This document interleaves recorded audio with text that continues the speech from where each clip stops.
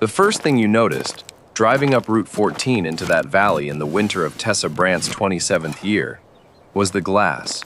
Rows and rows of old windows, some still in their frames, some just bare panes wrapped in blankets, leaned up against the Brandt family barn in ranks 8 and 10 deep, catching the low sun and throwing it back in every direction, so the whole yard looked like it was on fire without any heat in it. Neighbors slowed their trucks. A few stopped outright, rolled down their windows, and just stared, the way you'd stare at a barn that had grown a second, glittering barn made entirely of other people's trash. Tessa Brandt was the reason. And in the winter of 2019, deep in Vermont's hill country, in a valley where every small farm made the same brutal bargain every single year, grow like hell from May to October, then go dark and broke from November to April, she had decided, alone, with no one's blessing, that the deal was off. She hadn't planned on coming home. 2 years before, she'd had a job lined up in Burlington doing farm equipment sales, a plan, an apartment picked out. The job fell through 3 weeks before she was supposed to start, the company folded before it opened, and Tessa found herself, at 25, back in her childhood bedroom on Brandt Hill Farm, sharing a bathroom with her aging parents and wondering how she'd gotten there. She started helping her father, Roland, with the farm because there was nothing else to do, and somewhere in the sweating chaos of that first summer, hauling irrigation pipe, wrestling a hay baler that hated her personally, she discovered she was good at it. Better than good, she had the kind of mechanical patience that made broken things work again, and a mouth on her that made the hard days bearable. Roland Brandt was 61, wiry, sun-cracked, and about as sentimental as a fence post. He'd run the farm since his own father died, 40 acres of vegetables and hay in a valley that turned to iron every November. And he had exactly one philosophy about winter: you shut it down. You sold what you could in October, you tightened your belt, you ate a lot of your own canned tomatoes, and you white-knuckled it until the ground thawed. Vermont doesn't grow food in winter, he liked to say, usually while closing up the last hoop house for the season. That's not stubbornness, Tessa. That's just true. Judith Brandt, Tessa's mother, kept the books, and the books were the real horror story nobody talked about at dinner. Every March, right before the ground softened enough to plant again, the farm's account balance would bottom out to a number that made Judith go quiet at the kitchen table. 5 months of no income. 5 months of eating into savings that never quite recovered before the cycle started again. It wasn't a bad year that might sink the Brandts. It was every year, on a schedule, like weather. It was Judith, actually, who unknowingly lit the fuse, one night in late October, sliding the farm's checkbook across the table, with a sigh that said more than her sentence did. "We do this every year," she said, "and every year it's exactly as bad." Roland just shrugged, the shrug of a man who'd made peace with something because fighting it hadn't worked in 40 years. Tessa didn't shrug. She went upstairs, opened her laptop, and typed into a search bar, half as a joke to herself, "Can you grow vegetables in winter in Vermont?" She expected nothing. Instead, 3 hours and about 40 tabs later, at 1 in the morning, she was staring at a photograph, taken by a farmer in Maine, a colder state than Vermont, or at least an equally miserable one, of a bed of spinach, dark green and glossy, growing under a dusting of snow in January. Not stored spinach, not spinach from a root cellar, spinach that was alive, outside, in January, and getting bigger. She read for 2 more nights before she said a word to anyone. What she learned reframed the whole problem in her head.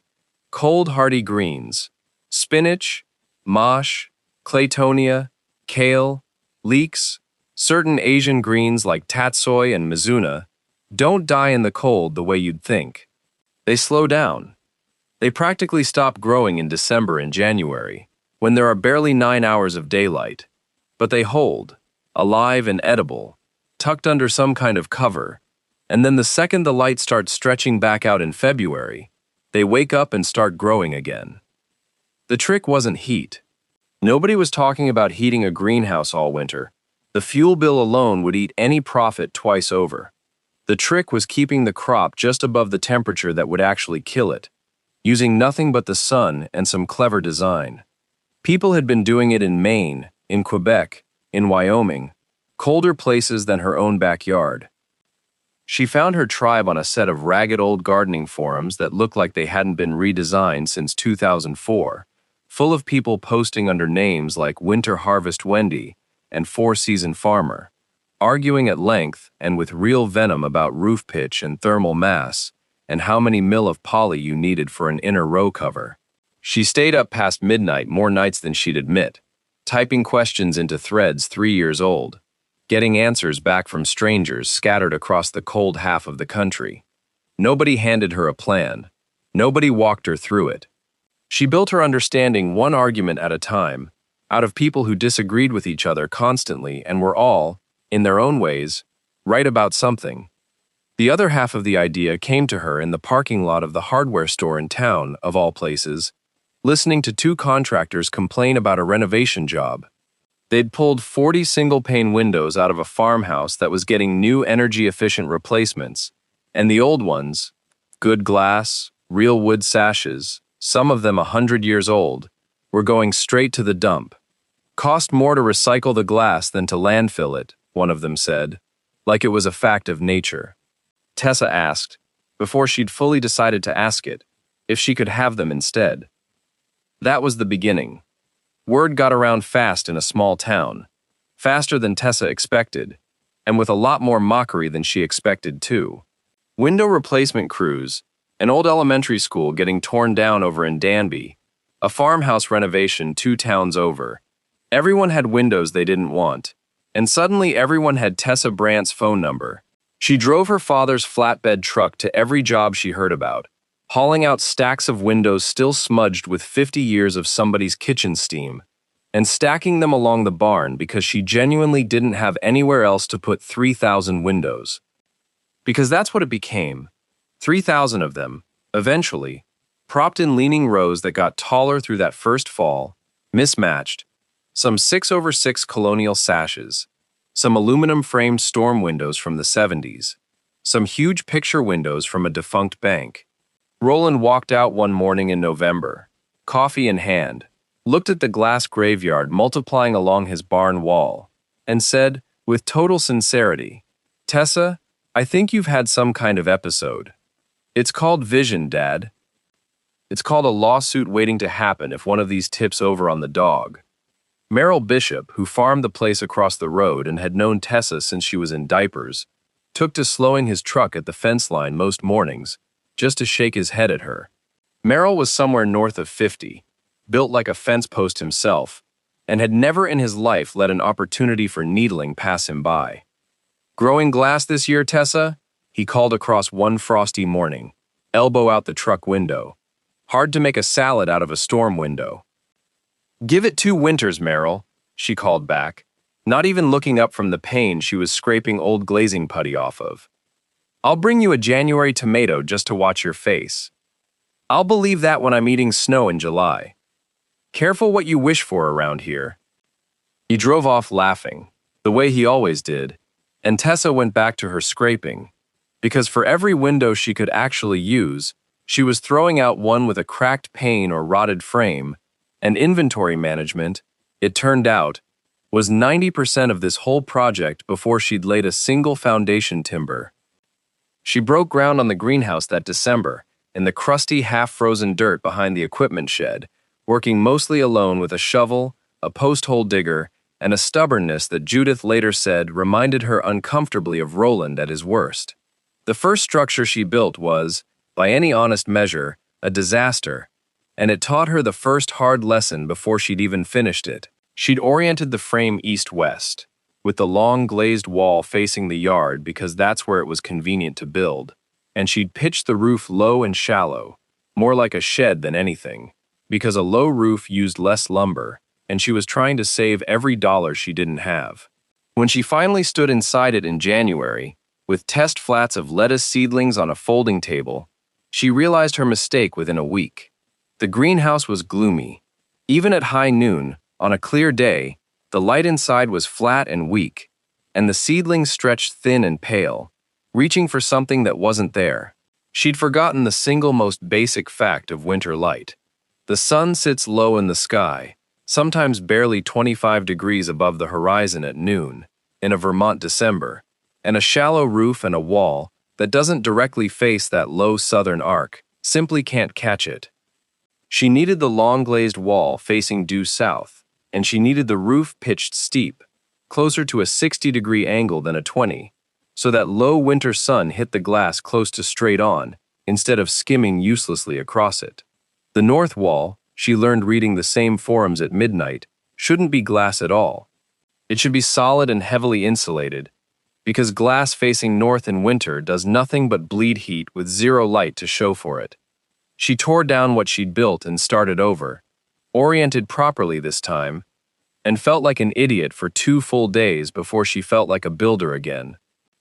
The second failure came fast on the heels of the first, once the reoriented frame was up and glazed.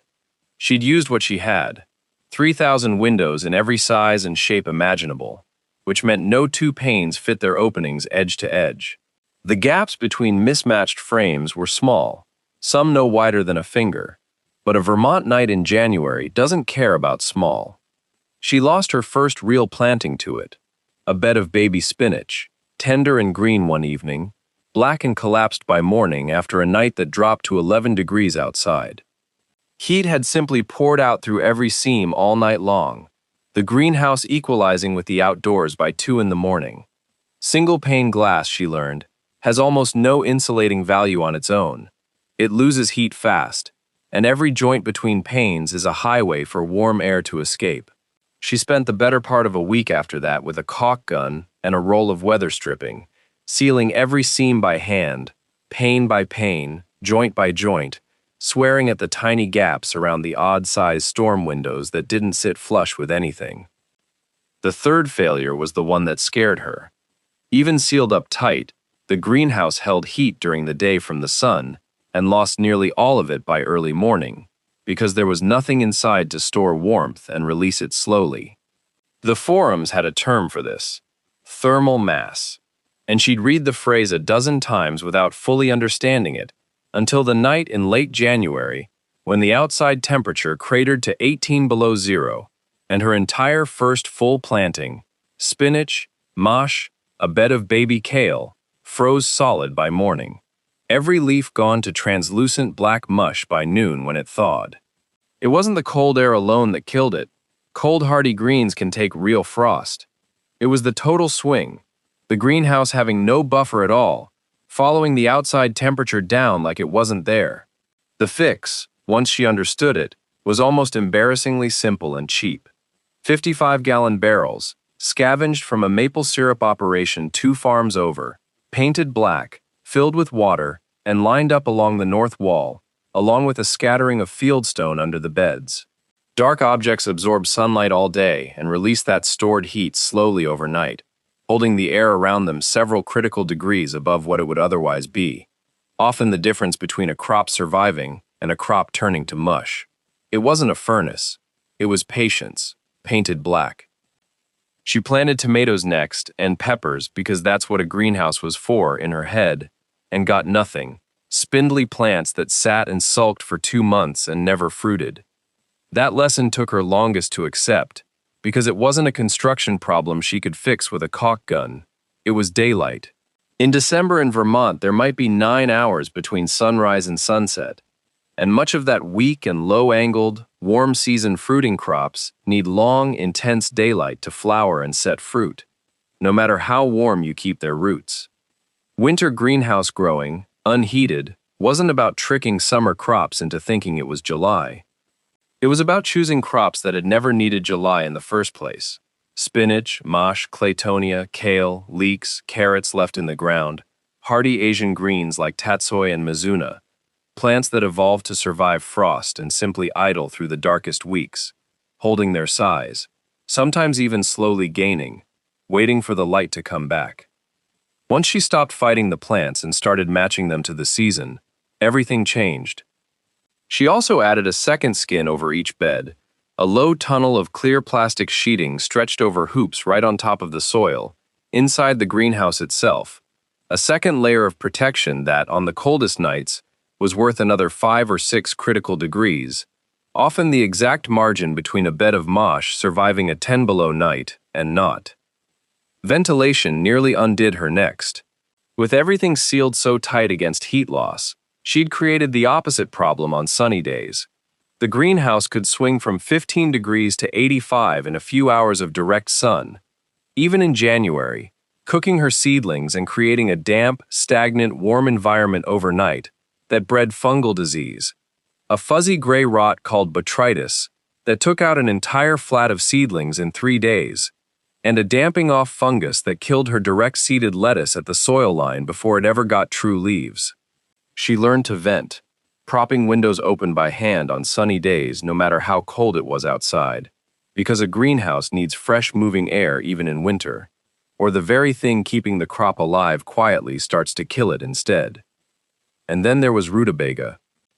Rutabaga was a fat, imperious buff Orpington hen who had, some years earlier, appointed herself the unofficial supervisor of the entire farm, and the moment that greenhouse held its first real heat on a sunny February afternoon, she discovered paradise. Tessa would find her, again and again, inside the beds.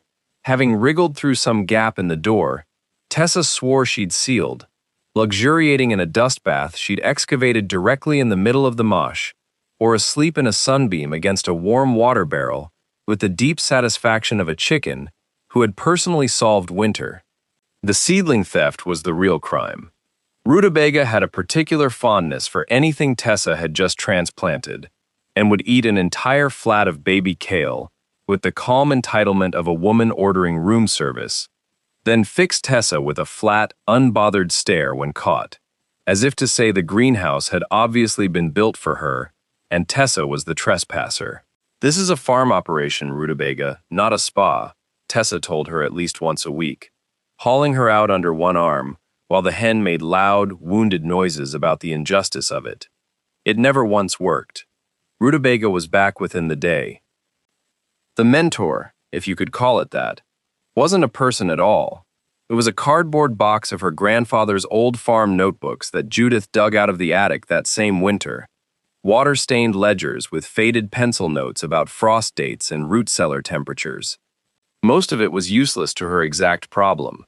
Nobody in that family had ever grown through winter, but scattered through the margins were small, practical observations about how the light fell on the hill in different seasons, which corner of the property stayed frost-free longest, which the old man had clearly puzzled out through nothing but decades of watching. It didn't tell her how to build a greenhouse, but it taught her, in its own way, that people had always been paying close attention to this land, generation after generation, and that she wasn't doing anything unnatural, just something nobody in her family had gotten around to yet. The first sale happened almost by accident, in early February, before she'd even meant to sell anything. A neighbor, dropping off a borrowed tiller, wandered past the greenhouse, saw green inside it against 3 feet of snow outside, and stopped dead. "Is that spinach? In February?" Tessa cut her a bag of it right there, mostly just to see the woman's face, and the neighbor pressed $8 into her hand before Tessa could say it wasn't for sale. It was the first money the farm had made in the dead season in the Brants' entire history, and it was $8, and Tessa taped the bill to the greenhouse door like a diploma. From there, growth came in stages, each one only possible because the last had actually worked. Once she had a reliable harvest, by that second winter, close to 20 pounds of mixed greens a week off a greenhouse a little under 600 square feet, she started bringing crates to the town's small winter farmers market, which normally consisted of maple syrup, root vegetables, and apologetic tables of jam. Fresh, crisp local greens in the dead of January, when the alternative was shrink-wrapped spinach trucked up from California, sold at a premium nobody blinked at, and her first market table sold out in under an hour, every week, all winter. Word reached Gwen Farley next, who ran the farm-to-table restaurant on Main Street, and had spent every winter of her career apologizing to customers for a menu that went beige and root cellar bound from November to April. Gwen showed up at the farm in person, stood in the greenhouse doorway in her chef's clogs, looking almost offended by how green everything was, and asked, essentially, for all of it. She became a standing weekly order: kale, mosh, baby spinach, whatever was ready, and Tessa found herself, for the first time in her life, turning down requests because she'd sold out. That was what finally justified the second greenhouse. 1,200 square feet this time, built the following fall from the remaining stock of salvaged glass, bringing her total up to roughly 2,000 windows actually used across both structures, with 1,000 or so cracked, warped, or unusable ones finally hauled off for scrap. Between the two structures, she had close to 1,800 square feet under glass, and by her third winter, she was cutting close to 70 pounds of greens a week at the peak of the season, selling through the farmer's market and to Gwen's kitchen both. Winter income for the farm, which had been zero, flat zero, every year of Tessa's entire life, came in that third winter at just under $9,000. Not enough to make anyone rich, but enough, for the first time, to keep the farm's checking account out of the kind of number that made Judith go quiet at the table. But before any of that, before the second greenhouse, or Gwen Farley, or the market stall selling out in an hour, there was the night that nearly ended the whole thing. It was March of that first real growing winter, a nor'easter that the forecast had undersold, dumping nearly 2 feet of heavy, wet, cement-like snow over 18 hours. The kind that breaks tree limbs and pulls down power lines. Tessa had a full crop in the ground, the first harvest that had actually felt like a business instead of an experiment. Beds of spinach and mâche and kale she'd been cutting from for 6 straight weeks. She was out at midnight with a push broom, trying to knock snow off the roof panes by hand, and she felt it before she heard it. A low groan of stressed wood, and then the shallow pitched roof on that first greenhouse, the one she'd rebuilt with a better orientation but never fully re-engineered for snow load, buckled under the weight and came down in sections, windows shattering across the beds in the dark, burying 6 weeks of thriving crop under snow and broken glass in about 4 seconds. She stood in the wreckage the next morning with her father, who walked the length of the collapsed structure without saying much of anything, which was somehow worse than if he'd yelled. Dozens of windows gone, glass she'd have to replace, or replace nothing at all with, a harvest destroyed at the exact moment it had started to matter, and a repair bill that made Judith's quiet look even quieter. Roland finally spoke. "Tessa, I think you need to let this one go." He wasn't cruel about it. He was tired and scared for her, and it landed like the end of something. She didn't answer him that day. She spent it instead standing in the wreckage, pulling unbroken panes out of the snow, and thinking through, coldly, exactly what had failed and why. The pitch had still been too shallow to shed real snow load, even reoriented for sun angle. A roof that stays under about 45 degrees will let heavy wet snow pile up rather than slide, and the frame underneath had never been braced to actually hold that weight if it did pile up. Salvaged glass, she realized, staring at the mess, was only free if what was holding it up was built for the winter it actually had to survive. The wood was free. The design mistake had cost her everything. She rebuilt that spring, and this time she built like someone who'd already lost a greenhouse once. The new roof went up at a steep, snow-shedding pitch, steep enough that heavy snow slid off under its own weight before it could accumulate. She doubled the framing, added real trusses sized for a proper Vermont snow load instead of whatever lumber she'd had lying around, and banked the coldest north wall with an earth berm for extra insulation on top of the solid, non-glazed construction she'd already learned to build. She added more thermal mass, more barrels, more stone, and inner row covers over every single bed, not just the vulnerable ones. It took her most of that summer, working around the regular farm work, with a sore back and a permanently addressed can of coffee near her ladder. The next big storm came that December, another wet, heavy dump, nearly matching the one that had taken the first structure down. Tessa stood outside at 2 a.m. again, this time not sweeping, just watching, as the snow slid clean off the new roof in soft collapsing sheets, the frame beneath it not so much as creaking. It held. She went back to bed at 2:30 and, by her own account, slept better that night than she had in a year. Meryl Bishop watched all of this happen across the fence line, with the particular attention of a man whose own farm went dark and broke every winter exactly like everyone else's, and who was getting a little too old to enjoy it. He didn't announce a change of heart. He just showed up one October afternoon, leaned on the fence in his usual spot, and said, without much preamble, "You still got any of that glass left over? Depends what it's worth to you, Meryl. I might want to build one of those idiot greenhouses of yours. Careful. People will think you've had an episode." He helped her load his truck without further comment, and over that fall, Tessa spent her weekends across the road helping him frame it, steep-pitched and correctly oriented from the start, because at least one lesson could be handed down for free, even if the rest had to be earned. His grandson, Wes Bishop, 16 and quietly fascinated by the whole operation, started hanging around the build site with a level in his hand asking real questions, and within a season he'd become Tessa's regular right hand on both farms, learning the framing and the growing side by side, the kind of kid who took a caulk gun as seriously as she once had. Word moved through the valley the way it does in small places, slower than you'd think and then all at once.